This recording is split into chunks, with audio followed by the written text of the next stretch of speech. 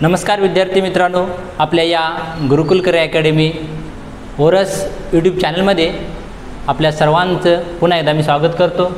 या अगोदर आपण गणितामधील वर्ग या संदर्भातील व्हिडिओ पाहिला आहे। आता आपल्याला आज जो व्हिडिओ पाहायचा आहे तो म्हणजे वर्गमूळ। वर्गमूळ म्हणजे नेमकं काय असतं, ते कशा पद्धतीने आपण मिळवू शकतो याविषयी आपण एक लक्ष वेधू। आपण या ठिकाणी पहा, वर्गमूळ म्हणजे नेमकं काय याचा अर्थ पहिल्यांदा समजून घेऊ आपण। वर्ग म्हणजे काल आपण पाहिलं की एखाद्या संख्येने त्याच संख्येला गुणल्यानंतर येणारा संख्या म्हणजे येणारा गुणाकार म्हणजे तो वर्ग संख्या असतो। या वर्ग संख्येच्या मूळ संख्या ज्या संख्येचा 2 वेळेस गुणाकार होतो ती संख्या म्हणजे मूळ संख्या असते, म्हणजेच त्याला आपण वर्गमूळ असं म्हणतो। उदाहरणादाखल आपण या ठिकाणी 8 घेऊ। 8 ही संख्या आहे, पुन्हा या संख्येला जर 8 ने 8 ला गुणाकार केला तर येणारे उत्तर असेल 64। 64 हा वर्ग संख्या असणार आहे। या वर्ग संख्येची मूळ संख्या 8 आहे, त्यांचा 2 वेळेला गुणाकार म्हणजेच 8 हे त्याचं वर्गमूळ असणार आहे। या ठिकाणची जी काय मूळ संख्या आहे ती 8 असेल, 8 त्याला वर्गमूळ संख्या असं म्हणतो आणि याला आपण वर्ग असं म्हणतो। आता वर्गमूळ दर्शवित असताना या चिन्हाने वर्गमूळ दर्शवले जात असते किंवा घातांकीय स्वरूपामध्ये दर्शवित असताना आपल्याला याचंच उदाहरण दाखल आपण पाहिजे झालं तर 64चा 1/2 घात म्हणजे या 64चं वर्गमूळ 8 हे त्याचं उत्तर असेल। म्हणजे या चिन्हामध्ये तरी 64 दर्शवले जात असेल अथवा 64चा 1/2 घात म्हणजेच त्याचं वर्गमूळ, अशा पद्धतीने त्याची मांडणी केली जात असते। आता आपल्याला हे वर्गमूळ मिळवत असताना काढत असताना जेव्हा पूर्ण वर्ग संख्या दिलेली असते आणि अशा कंडिशनवर आधारित आपल्याला त्याचं वर्गमूळ मिळवत असताना अनेक पद्धती आहेत। यामधल्या काही अवयव पद्धती आहे, भागाकार पद्धती आहे आणि सर्वात महत्त्वाची पद्धत म्हणजे वैदिक गणितामधील शास्त्रोक्त पद्धत, ती पद्धत सुद्धा आपण या ठिकाणी आज पाहणार आहोत। यापूर्वी आपण पहिल्यांदा अवयव पद्धत कशा स्वरूपाची आहे ती आपण या ठिकाणी पाहूया। आपण एक उदाहरण घेऊ आपण त्यासाठी। 625 ही पूर्ण वर्ग संख्या आहे असं गृहीत धरू आपण आणि या पूर्ण वर्ग संख्येचं वर्गमूळ काढत असताना अवयव पद्धतीने कशा पद्धतीने आपल्याला काढता येईल पाहू आपण। या संख्येचं वर्गमूळ शोधत असताना याचे अवयव पाडले जातील, म्हणजे 625 ची मांडणी केली जाईल आणि अवयव तयार केले जातील। अवयव तयार असताना याला 5 ने भाग जातो। 5 ने जेव्हा इथं भाग जाईल तेव्हा या ठिकाणी 125 त्याचं उत्तर मिळून जाईल। 5 गुणिले 125 म्हणजे 625। पुन्हा 125 ला 5 ने भाग जातो तेव्हा या ठिकाणी 25 उत्तर मिळून जाईल। 25 × 5 = 125। पुन्हा याला 5 ने भाग जातो तेव्हा या ठिकाणी 5 मिळून जातील। पुन्हा या 5 ला 5 ने भाग जातो तेव्हा या ठिकाणी 1 मिळून जाईल। आता आपण यामधील सामायिक अवयव बाजूला घेतले जातील, म्हणजे दोन्हीमधून 1 कॅच केला जाईल। 5 या ठिकाणी राहतील या दोन्हीसाठी 1, पुन्हा या दोन्हीसाठी 1 यांचा गुणाकार केला जाईल। 5 गुणिले 5 म्हणजे 25 हे या 625चं वर्गमूळ असणार आहे। हे अवयव पद्धतीने आपल्याला अशा प्रकारे मिळवता येऊ शकेल। 625चं जे काय वर्गमूळ असेल ते 25 असणार आहे। पूर्ण वर्ग संख्येचे वर्गमूळ मिळवत असताना या अगोदर आपण अवयव पद्धतीने कशा प्रकारे आपल्याला त्याचं वर्गमूळ मिळवता येतं हे आपण या अगोदर पाहिलं आहे। आता आपण अशा पूर्ण वर्ग संख्या आहेत की ज्याचं वर्गमूळ मिळवत असताना वैदिक गणितातील काही शास्त्र शिकणं गरजेचं आहे की ज्या आधारावर आपण पटकन या दिलेल्या पूर्ण वर्ग संख्येचं वर्गमूळ शोधता येऊ शकेल। त्यासाठी आपल्याला सर्वात महत्त्वाच्या गोष्टी अपेक्षित आहेत, त्या गोष्टी परफेक्ट करणं गरजेचं आहे। जर त्या गोष्टी आपण परफेक्ट केल्या तर कोणतीही पूर्ण वर्ग संख्या जर आपण कॅच केली तर त्याचं वर्गमूळ पटकनरित्या आपल्याला मिळवता येऊ शकेल। त्यासाठी काही महत्त्वाच्या गोष्टी, त्यातली पहिली गोष्ट महत्त्वाची म्हणजे आपल्याला 1 ते 10 पर्यंतच्या अंकांचे वर्ग परफेक्ट माहिती असणं आपल्याला अपेक्षित आहे। हा पहिला यातला महत्त्वाची अट असू शकणार आहे। म्हणजे 1चा वर्ग 1, 2चा वर्ग 4, 3चा वर्ग 9, 4चा वर्ग 16, 5चा 25, 6चा 36, 7चा 49, 8चा 64, 9चा 81, 10चा 100 असे हे कमीत कमी 10 पर्यंतच्या अंकांचे पूर्ण वर्ग जर आपल्याला माहिती असतील तर आपल्याला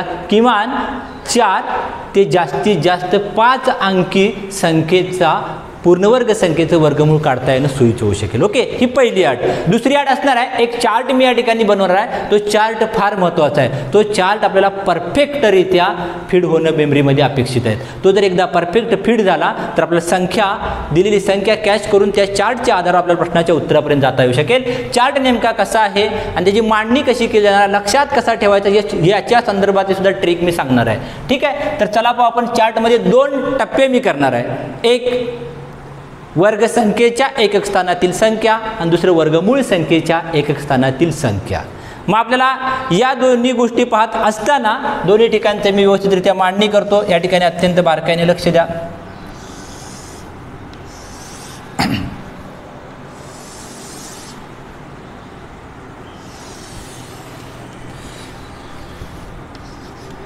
वर्ग संख्येच्या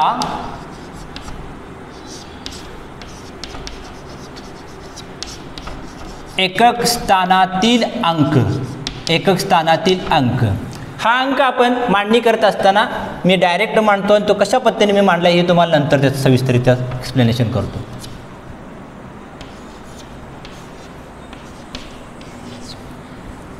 वर्गमूळ संख्येच्या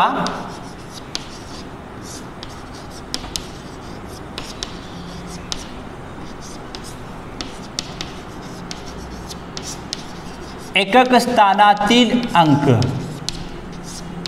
एकक स्थानातील अंक अंक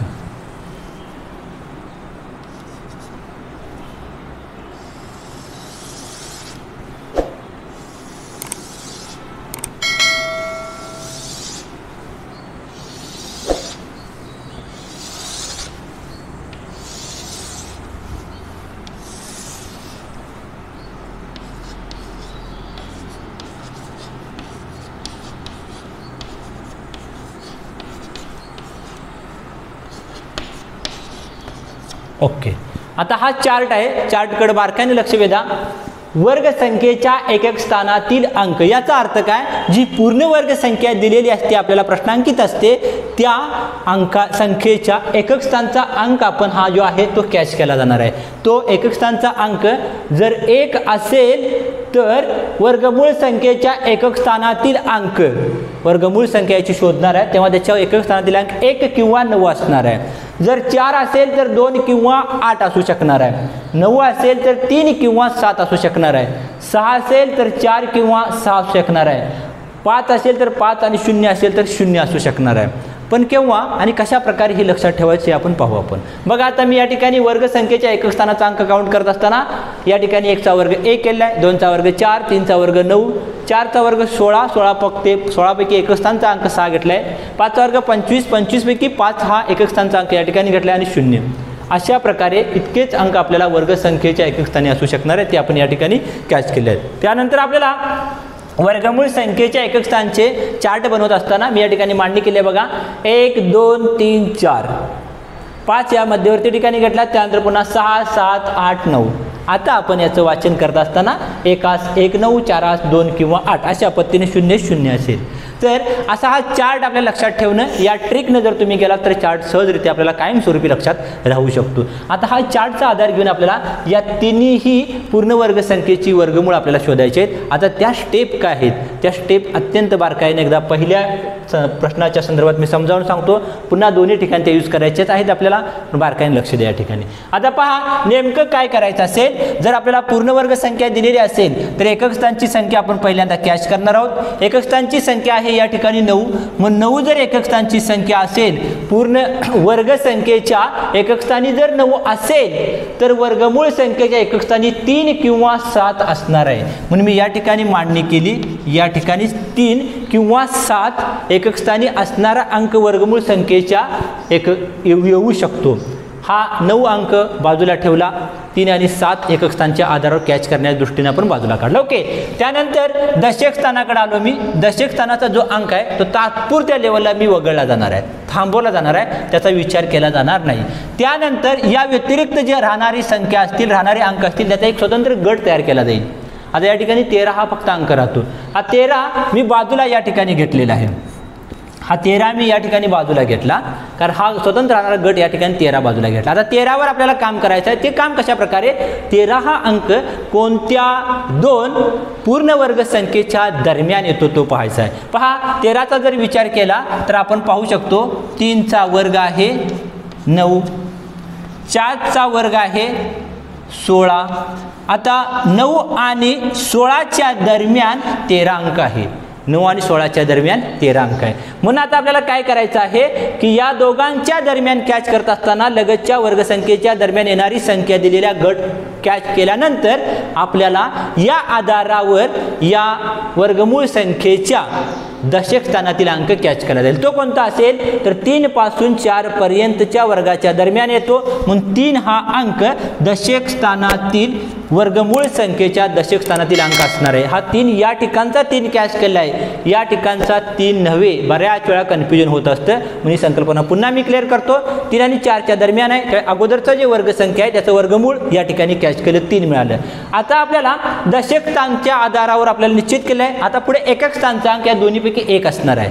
हे आपण अगोदर याच्या आधारावर निश्चित केलं. म्हणजे नेमकं कोणतं असेल, 3 असेल किंवा 7 असेल, त्या दोन्हीपैकी 1 कॅच करत असताना पुन्हा याचा आधार घ्यायचा.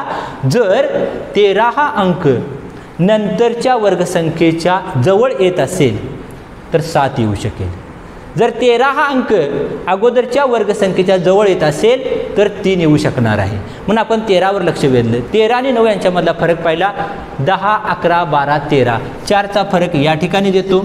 आणि इथून 13 आणि 16च्या दरम्यान पाहिलं 14, 15, 16 म्हणजे 3चा फरक या ठिकाणी येतो. म्हणजे 16च्या 13 जवळ आहे तुलनात्मक 9च्या. याचा अर्थ नंतरचा अंक जवळ असेल तर एकक स्थानचा अंक हा नंतरचा असणार आहे. म्हणजे या ठिकाणी 7 येऊ शकणार आहे. आता आपल्याला ही संख्या जी पूर्ण तयार झालेली आहे ती तयार झालेली संख्या म्हणजे वर्गमूळ संख्या असणार आहे. 37चा वर्ग असणार आहे 13, 69 याचं वर्गमूळ असेल 13. या स्टेपला अत्यंत फास्टरित्या आपल्याला जाता येऊ शकेल. फक्त या स्टेप समजावून घेणं फार गरजेचं आहे. कशा पद्धतीने त्याचा वापर करावा लागेल याकडे बारकाईने लक्ष देणं गरजेचं आहे. आणि हा चार्ट परफेक्ट माहिती असणं आपल्याला अपेक्षित आहे.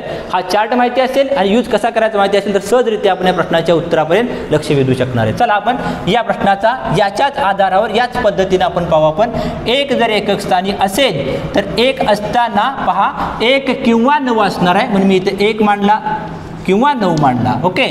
4 हा अंक दशक स्थानचा वगळला, उर्वरित 8 घेतला. मी 8 या ठिकाणी घेतला. याचा अर्थ 8 कोणत्या दोन संख्येच्या वर्गसंख्येच्या दरम्यान आहे. 2चा वर्ग 4 आहे, 3चा वर्ग आहे 9. 4 आणि 9च्या दरम्यान 8 आहे, पण कोणत्या अंकाच्या जवळ आहे 9च्या. याचा अर्थ आपल्याला हा दुसरा अंक येणार आहे. तो कोणत्या स्थानी येणार आहे एकक स्थानी. एकक स्थानी दुसरा अंक येईल तो म्हणजे 9 असेल.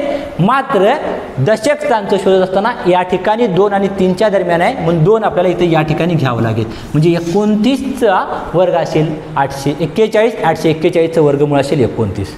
आता आपण या अंकाकडे सुद्धा जाऊया, पूर्ण वर्ग संख्येकडे. 4 हा एकक स्थानी आहे. 4च्या आधारावर पाहिलं तर 2 किंवा 8 येऊ शकेल. 2 सुद्धा असेल किंवा 8 असू शकेल. ते कसं निश्चित करणार तर नंतरचा लगतचा दशक स्थानचा अंक वगळला आपण, उर्वरित 33चा गट तयार केला. आता 33 मी या ठिकाणी घेतला. आता 33 कोणत्या दोन पूर्ण वर्ग संख्येच्या जवळ येतो तर 5चा वर्ग असणार आहे 25 आणि 6चा वर्ग असणार आहे तो म्हणजे 36. आता 25 आणि 36च्या दरम्यान 33 येतो, पण कोणत्या जवळ आहे अशा कंडिशनमध्ये पाहत असताना 25 आणि 36च्या दरम्यान येत असताना 5 पासून स्टार्ट होतो 6 पर्यंत. म्हणून आपण 5 या ठिकाणी आहे तसं दशक स्थानी घेतलं जाणार आहे. आणि यावर आधारित आपल्याला 33 36च्या जवळ आहे की 25 जवळ आहे. जर पाहिलं गेलं तर 33 हे 36च्या जवळ आहे, मग दुसरा अंक जो आहे तो एकक स्थानी राहणार आहे. म्हणजे या ठिकाणी राहतील 8. याचा अर्थ 58 हे 33 64चं वर्गमूळ असणार आहे. याचा वर्ग असेल 33 64. अशा प्रकारे आपल्याला अत्यंत कमी वेळामध्ये या वैदिक गणितातील शास्त्राचा आधार घेऊन वर्गमूळ काढता येणं शक्य होतं. वर्गमूळ कशा पद्धतीने काढता येतं या संदर्भात आपण अगोदर अवयव पद्धत पाहिली आहे, शिवाय वैदिक गणितामधील सुद्धा पद्धत पाहिलेली आहे. आता आपल्याला काही वेळेला ह्या पूर्ण वर्ग संख्या व्यवहारी अपूर्णांकामध्ये दिलेल्या असतात आणि अशा कंडिशनमध्ये सुद्धा आपल्याला या व्यवहारी अपूर्णांकाचं वर्गमुळामध्ये रूपांतर करत असताना काय करणं नेमकं गरजेचं आहे ते पाहूया आपण. वर्गमुळामध्ये 144 छेदस्थानी 49 म्हणजे अंश छेदामध्ये जी मांडणी केल्या ज्याला आपण व्यवहारी अपूर्णांक असं म्हणतो. याही ठिकाणी वर्गमुळामध्ये 169 छेदस्थानी 121 आहे. म्हणून आपण वर्गमूळ चिन्ह आहे आणि व्यवहारी अपूर्णांकामध्ये असेल तेव्हा अंशस्थानचं जे व्हॅल्युशन आहे त्या अंशस्थानच्या व्हॅल्युशनचं आपण डायरेक्टरित्या काय केलं जाईल वर्गमूळ काढलं जाईल. हा 12चा वर्ग आहे 144 म्हणजे याचं वर्गमूळ 12 असणार आहे. आणि 49चा वर्गमूळ असणार आहे 7. डायरेक्ट याचं उत्तर असेल 12/7. वर्गमूळ चिन्ह नाही होईल, याचं वर्गमूळ मिळवल्यानंतर हा येणारं उत्तर हे व्यवहारिक अपूर्णांकामध्येच असेल.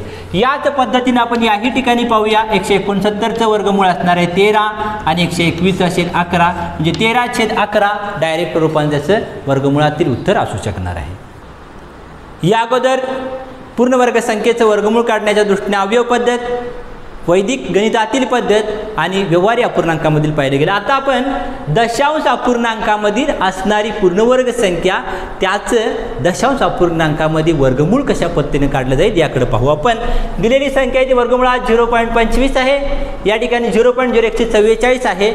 या पॉईंट जेव्हा असतो त्या संख्येला दशांश अपूर्णांक असं म्हटलं जातं. म्हणून आपण या ठिकाणी पाहत असताना तात्पुरत्या लेवलला आपण असं निश्चित करायचं की दशांश अपूर्णांक नाही, ती पूर्णवर्ग संख्या असं ग्राह्य धरलं जाईल. म्हणजे ती 25 ही पूर्णवर्ग संख्या असं तात्पुरतं ग्राह्य धरून याचं वर्गमूळ आपण मिळवणार आहोत. ते वर्गमूळ असेल 5.